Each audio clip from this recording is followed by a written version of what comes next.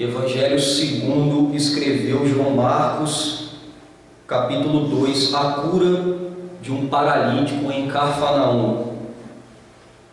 Dias depois entrou Jesus de novo em Cafarnaum e logo ocorreu que ele estava em casa. Muitos afluíram para ali, tantos que nem mesmo junto à porta eles achavam lugar, e anunciava-lhes a palavra. Alguns foram ter com ele, conduzindo um paralítico, levado por 4 homens. E não podendo aproximar-se dele por causa da multidão, descobriram o eirado no ponto correspondente ao em que ele estava, e fazendo uma abertura, baixaram o leito em que jazia o doente. Vendo-lhes a fé, Jesus disse ao paralítico: Filho, os teus pecados estão perdoados. Mas alguns dos escribas estavam assentados ali e arrazoavam em seu coração: por que fala ele deste modo? Isto é blasfêmia. Quem pode perdoar pecados senão um, que é Deus? E Jesus, percebendo logo por seu espírito que eles assim arrazoavam, disse-lhes: por que arrazoais sobre essas coisas em vosso coração?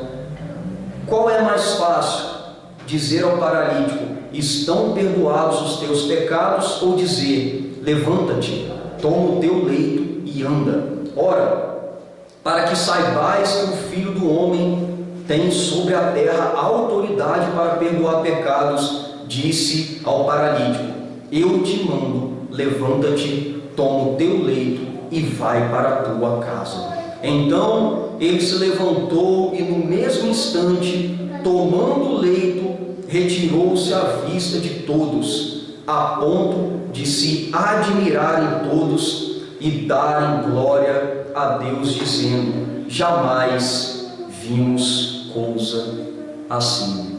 Vamos orar mais uma vez. Senhor, muito obrigado pela leitura da Tua Palavra, pela leitura desse Evangelho, dessa porção que há no Teu Evangelho. Deus, que nesse momento o Senhor seja glorificado pela pregação da Tua Palavra, que o Senhor possa falar a essa igreja, falar a cada um que está aqui, a cada coração. Ilumina a nossa mente, Pai, nos ajude a prestar bastante atenção naquilo que estará sendo pregado, Pai. Em nome de Cristo, venha com a Tua graça, com o Teu favor nesse momento, em nome de Jesus, amém.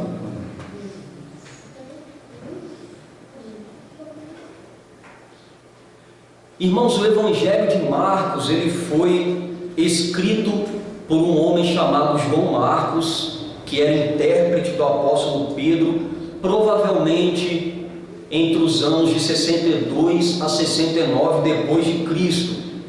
Esse Evangelho comprova os milagres e os poderosos feitos realizados pelo Messias Salvador Jesus.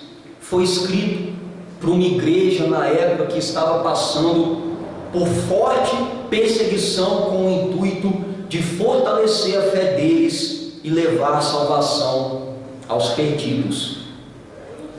Depois que nós vimos lá no capítulo 1, versos 40 a 45, Jesus purificando o leproso, hoje veremos sua autoridade para perdoar e curar um homem paralítico.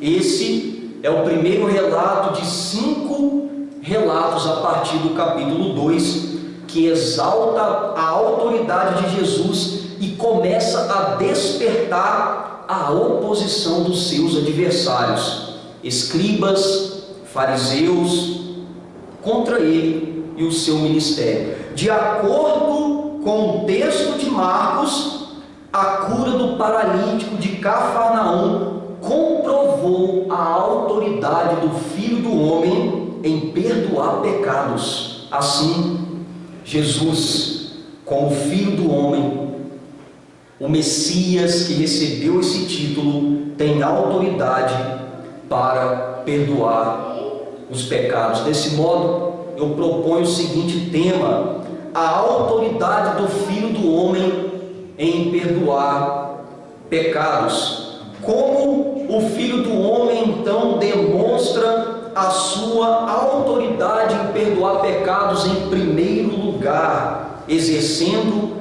misericórdia aos que o buscam com fé. Você pode acompanhar na sua Bíblia comigo, versículos de 1 a 5, diz assim: dias depois entrou Jesus de novo em Cafarnaum, e logo correu que ele estava em casa. Muitos afluíram para ali, tantos que nem mesmo junto à porta eles achavam lugar, e anunciavam-lhes a palavra.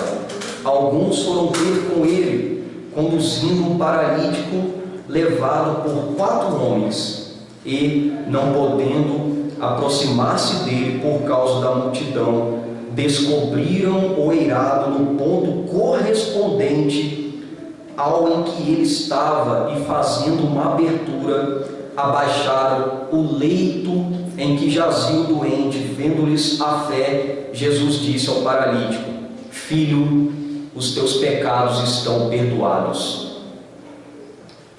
Irmãos, essa passagem é uma passagem maravilhosa. Marcos iniciou a sua narrativa nos versículos de 1 a 2, dizendo que após a viagem de pregação realizada por Jesus na região da Galileia, como nós podemos ver no capítulo 1, de 35 a 45, Jesus ele começou a percorrer a região da Galileia, pregando a palavra, curando pessoas, expulsando demônios. E depois Jesus ele volta à cidade de Cafarnaum. Ele enfim retornou à cidade, e o texto diz que ele retornou para a sua casa. E quando nós estudamos, nós vemos que essa casa era a casa do apóstolo Pedro. A notícia se espalhou e uma multidão encheu todos os cantos da casa. Imagina você está pregando em algum lugar, ensinando a palavra, e uma grande multidão venha e encha toda a casa, todos os cantos da casa e também os arredores. Era assim que Jesus se encontrava. E assim como em sua visita à sinagoga de Cafarnaum, no capítulo 1, versículos 21 e 22, Jesus ali naquela casa começou a pregar o evangelho do reino para elas. É interessante notar que, embora os milagres fossem importantes em seu ministério, a pregação da palavra era muito mais importante. A pregação ela tinha proeminência no ministério de Cristo. De sorte que a sua pregação foi autentificada por meio de milagres, enquanto exigia de seus ouvintes uma resposta de fé. É como se Jesus estivesse pregando o evangelho de fé, de arrependimento, e aqueles sinais miraculosos estivesse dizendo assim: ele prega verdadeiramente a verdade, a palavra de Deus. E é assim que no versículo 3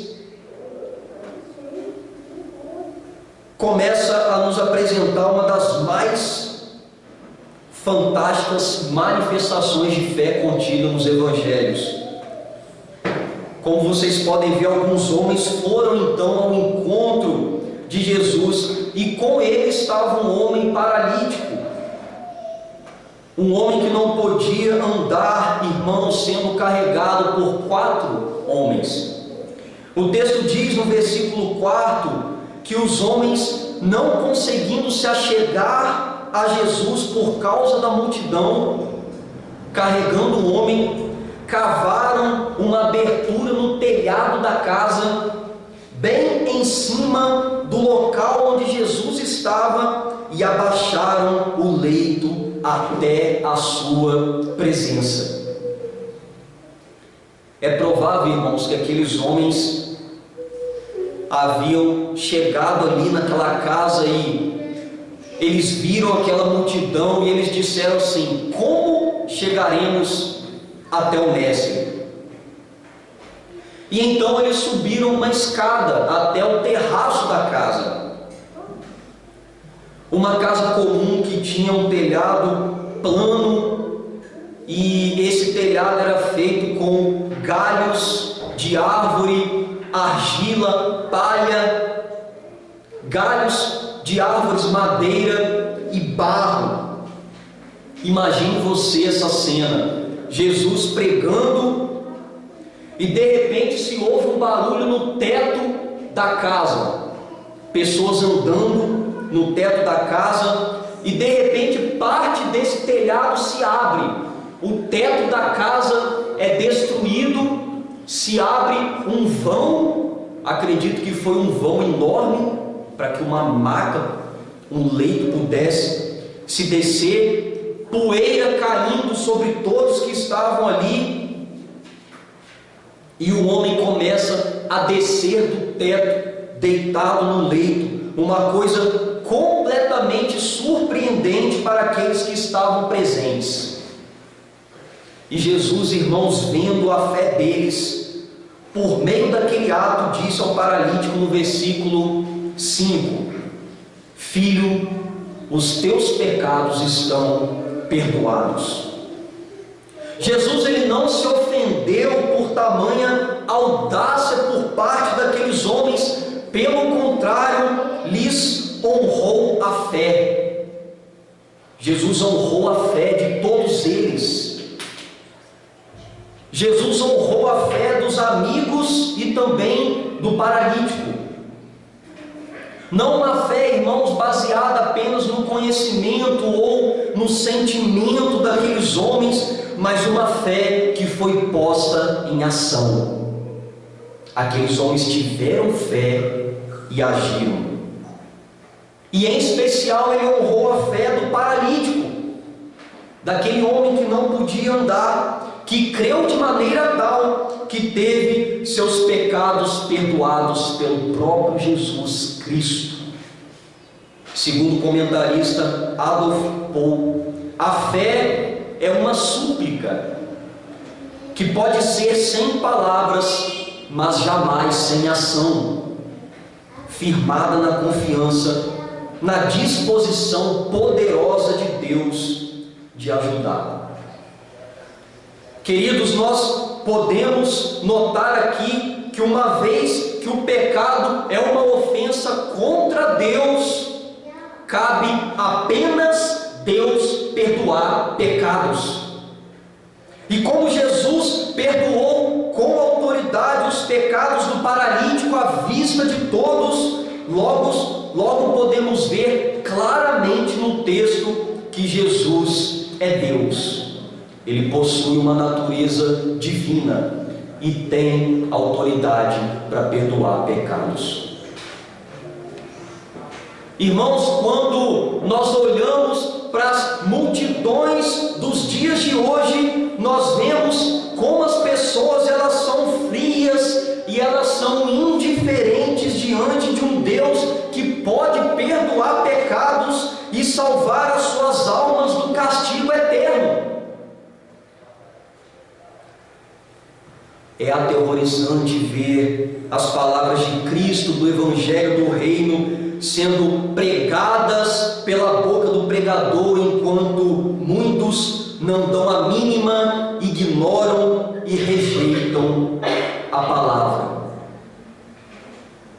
Eu creio que se essas pessoas, mesmo que por milésimos de segundos, pudessem antever os tormentos do inferno, elas estariam se aglomerando nessa igreja, nesse momento, a ponto de destruírem esse teto e descerem por aqui para ouvirem a palavra da salvação, o Evangelho de Cristo,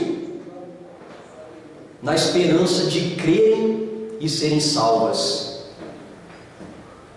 Elas não faltariam nem sequer um culto, porém teriam a disposição e a coragem para se lançar aos pés do Criador e Perdoador, que de maneira alguma encolhe as suas graciosas mãos aos que o buscam com fé. Como profetizou Jeremias: lhes perdoarei a maldade e não me lembrarei mais dos seus pecados. Jeremias 31, 34. E como disse Cristo: todo aquele que o Pai me der, esse virá a mim, e o que vem a mim, de modo nenhum lançarei fora. João 6,37. Além do Filho do Homem exercer misericórdia àqueles que o buscam com fé, como ele demonstra sua autoridade em perdoar pecados, em segundo lugar, ele faz isso curando as enfermidades por meio de sua divindade. Como está aí no texto, versículos 6 a 12, por favor, acompanhe a leitura. Mas alguns dos escribas estavam assentados ali e arrazoavam em seu coração: por que fala ele deste modo? Isto é blasfêmia. Quem pode perdoar pecados senão um, que é Deus? E Jesus, percebendo logo por seu espírito que eles assim arrazoavam, disse-lhes: por que arrazoais sobre essas coisas em vosso coração? Qual é mais fácil? Dizer ao paralítico: estão perdoados os teus pecados, ou dizer: levanta-te, toma o teu leito e anda? Ora, para que saibais que o Filho do Homem tem sobre a terra autoridade para perdoar pecados, disse ao paralítico: eu te mando, levanta-te, toma o teu leito e vai para a tua casa. Então ele se levantou e no mesmo instante, tomando o leito, retirou-se à vista de todos, a ponto de se admirarem todos e darem glória a Deus, dizendo: jamais vimos coisa assim. Na casa de Pedro, na qual Jesus chamou minha casa, não estavam ali apenas pessoas que queriam ouvir a palavra. Não tinham pessoas apenas curiosas ou que almejavam algum tipo de cura, e não se encontravam ali pessoas que foram de alguma maneira carregadas até a sua presença. Contudo, haviam homens religiosos que buscavam a todo momento encontrar algo que comprometesse o Mestre. Os versículos 6 e 7 nos informam que esses homens, escribas, fariseus, religiosos, mestres da lei, ficaram perplexos quando ouviram Jesus dizer ao paralítico: os seus pecados estão sendo perdoados. Está blasfemando, clamaram eles consigo, sabedores de que apenas Deus poderia perdoar pecados e que a blasfêmia era punida com a pena de morte. E esses homens apenas pensaram e arrazoavam nos seus corações. Eles foram diretamente confrontados por Cristo. Eles foram confrontados porque na religião deles, no judaísmo, apenas Deus tinha poder e autoridade para perdoar pecados. Mas não apenas isso, eles também acreditavam e esperavam o Messias. E na crença deles acerca do Messias, como um homem de guerra que haveria de vir para livrar Israel das mãos dos seus inimigos, nem mesmo o Messias esperado por eles teria poder e autoridade para perdoar pecados. E Jesus estava fazendo aquilo ali, bem na frente deles. Todavia, no versículo 8, Jesus, em sua onisciência, aquele que sabe de tudo, mesmo antes de tudo acontecer, percebendo por seu espírito, logo os questionou. Jesus olhou para aqueles homens e os questionou, dizendo: por que vocês me censuram e criticam em seus corações? Como escreveu Mateus: por que cogitais o mal no coração de vocês? E Jesus, no versículo 9, lhes faz duas perguntas que intrigaram aqueles homens, lhe dizendo: o que é mais fácil? Dizer ao paralítico: seus pecados estão perdoados? Ou dizer para ele: se levante, pegue a tua maca e ande? O que é mais fácil? Jesus então encurrala aqueles homens. Jesus os questionou dessa maneira porque as duas coisas, tanto perdoar pecados como curar aquele homem da paralisia, eram coisas impossíveis aos homens, mas possíveis a Deus. Então, nos versículos 10 e 11, para que aqueles homens soubessem que ele era verdadeiramente o Filho do Homem, um título que lhe confere autoridade, no qual ele possuía o mesmo poder e a autoridade do Pai, Jesus, além de ter salvado aquele homem, operou um grande milagre em sua vida ao lhe ordenar: levanta-te, toma o teu leito e vai para a tua casa. A autoridade de Jesus para curar, meus irmãos, e a autoridade para perdoar são a mesma autoridade designada ao Filho do Homem. E no último versículo, versículo 12, o homem que era não apenas paralítico de corpo, mas era também paralítico de alma, que estava espiritualmente morto em pecados e delitos. Esse homem estava fisicamente acometido por uma deficiência genética, ou por algum dano motor ou cerebral. Esse homem que estava emocionalmente fragilizado, socialmente desamparado, um homem rejeitado que dependia de todos para tudo, foi milagrosamente salvo e curado por Jesus naquele momento, quando Cristo lhe restaurou a vida. A vitória de Jesus sobre a doença e o pecado foi completa, pois Jesus fez o que só Deus pode fazer. Por conseguinte, o texto conclui dizendo que todos os que estavam na casa, toda aquela multidão, ficaram maravilhados com aquela cena, como registrou Mateus. Ficaram possuídas de temor. Começaram a glorificar a Deus e dizendo uns aos outros que jamais tinham visto coisa igual.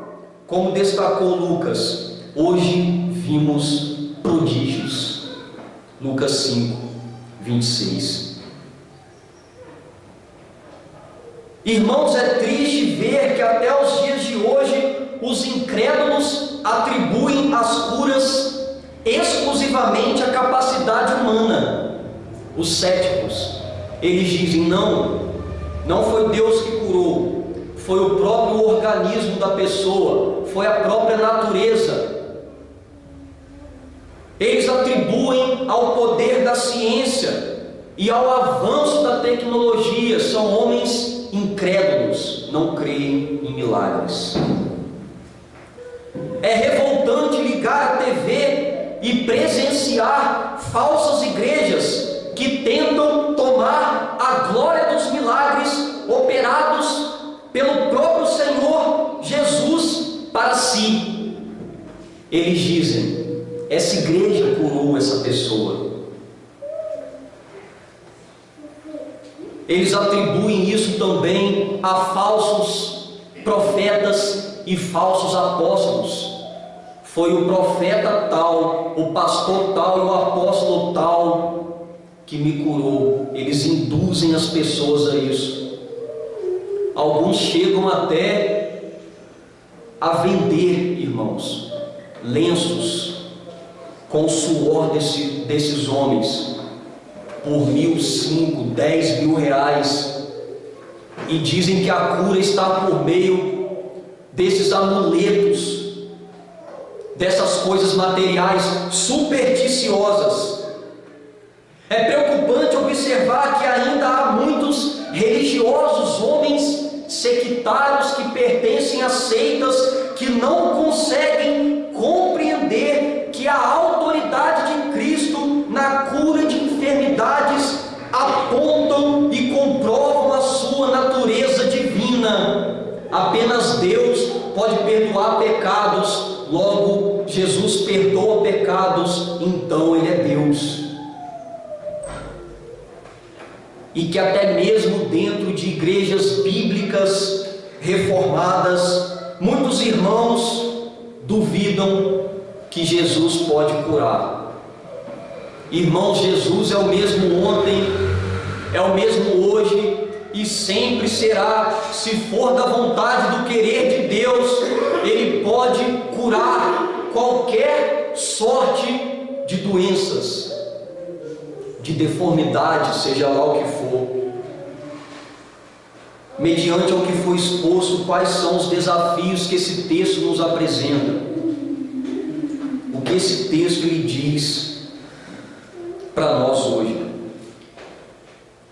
Primeiro, creia que o Senhor Jesus Cristo tem a autoridade como Filho do Homem para salvar a tua alma.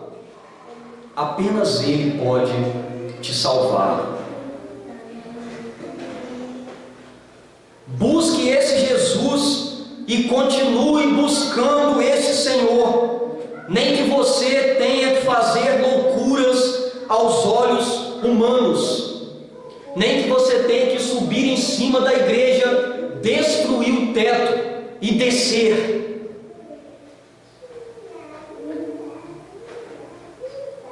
Se você tiver que trazer ou até mesmo carregar alguém até a presença de Cristo, não hesite, traga essa pessoa.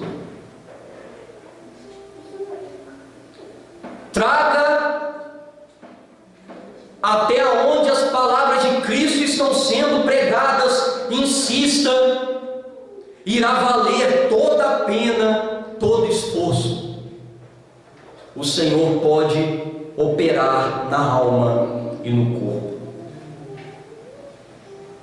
Querido, se você tem alguma causa que aos teus olhos sejam impossíveis de serem solucionadas, creia e saiba que para Cristo não há nada impossível. Peça, persevere em pedir. Se for da vontade dele, ele irá agir em teu favor.